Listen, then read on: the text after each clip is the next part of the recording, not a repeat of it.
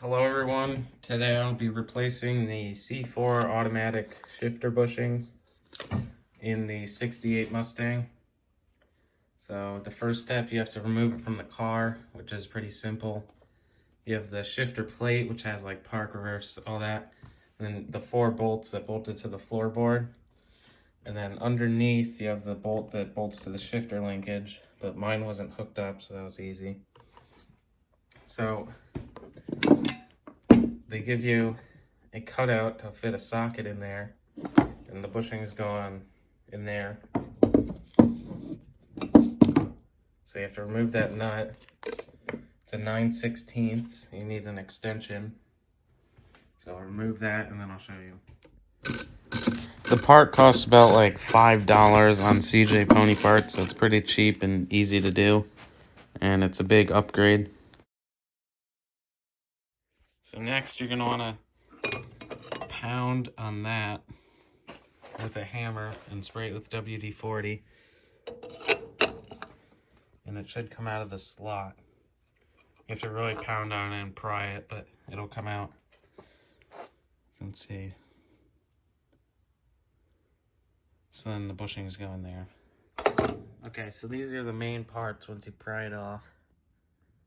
That goes under the car. Then you have the shifter lever and the button that goes in the shifter. Then you have this housing.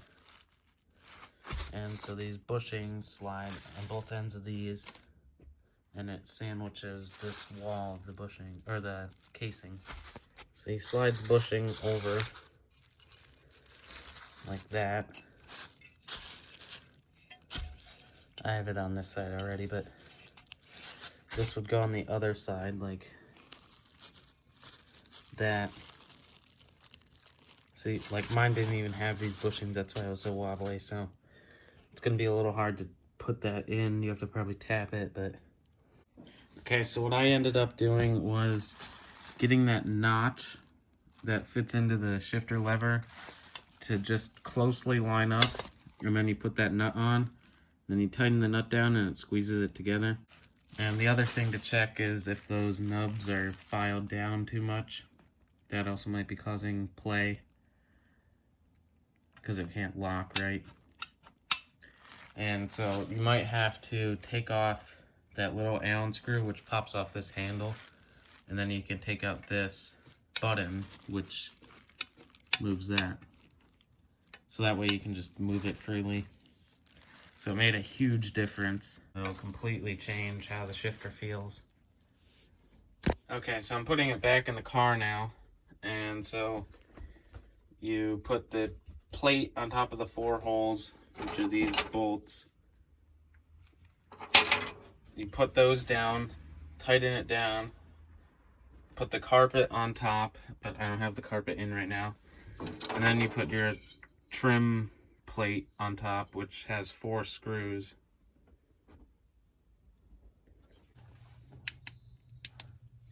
So then you go under the car, and you'll see this goes, that's the shifter linkage. So then you have a bunch of adjustment space in there.